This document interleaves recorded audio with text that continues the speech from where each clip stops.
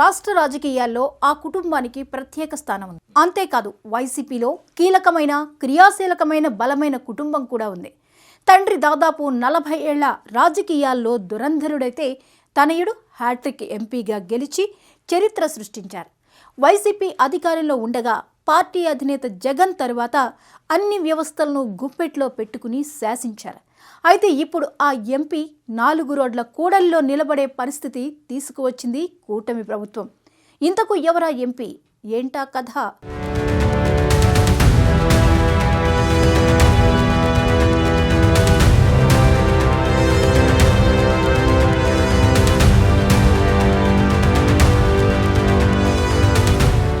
రాయలసీమ జిల్లాలోనే కాదు, రాష్ట్ర రాజకీయాల్లో కూడా తనదైన పాత్ర పోషిస్తుంది పొంగనూరు ఎమ్మెల్యే పెద్దిరెడ్డి రామచంద్రారెడ్డి కుటుంబం. గత 4 దశాబ్దాలుగా ఉమ్మడి చిత్తూరు జిల్లాలో తనదైన రాజకీయాన్ని కొనసాగించిన పెద్దిరెడ్డి వైఎస్ రాజశేఖరరెడ్డి ఆధ్వర్యంలో ఏర్పడిన ప్రభుత్వంలో మొదటిసారి మంత్రిగా పనిచేశారు.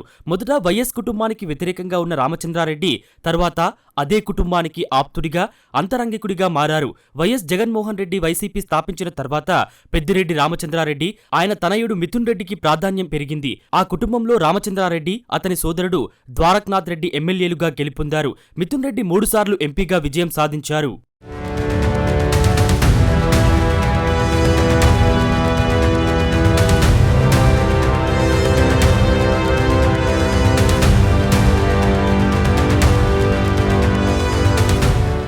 కూటమి ప్రభుత్వం ప్రభంజనంలో కూడా పెద్దిరెడ్డి తన సత్తా చాటారు. తమ్ముడు ద్వారకనాథ్ రెడ్డి తంబళ్లపల్లె ఎమ్మెల్యేగా, తాను పుంగనూరు ఎమ్మెల్యేగా గెలవడమే కాకుండా అప్పటి అన్నమయ్య జిల్లాలో ఉన్న రాజంపేట పార్లమెంట్ స్థానం నుంచి ఎంపీగా మిథున్ రెడ్డి విజయం సాధించారు. ఈ కుటుంబం ప్రభావంతో గెలవదనుకున్న రాజంపేట పరిధిలో కూడా వైసీపీ ఎమ్మెల్యే స్థానం గెలుచుకుంది. అప్పటి వరకు అంతా బాగానే ఉంది. కానీ వైసీపీ అధికారం కోల్పోయింది. దీంతో తమ ప్రభుత్వం ఉన్నప్పుడు దూకుడుగా వ్యవహరించిన పెద్దిరెడ్డి కుటుంబానికి కష్టాలు చుట్టుముట్టాయి. ఎన్నో కేసులు, మరెన్నో దాడులు జరిగాయి. మిథున్ రెడ్డి జైలుకు కూడా వెళ్లి వచ్చారు. అంతేకాదు, ఆ కుటుంబాన్ని బాబు ప్రభుత్వం అన్ని విధాలుగా ఇబ్బంది పెడుతోందని వారి అభిమానులు, అనుచరులు చెప్పుకుంటున్నారు.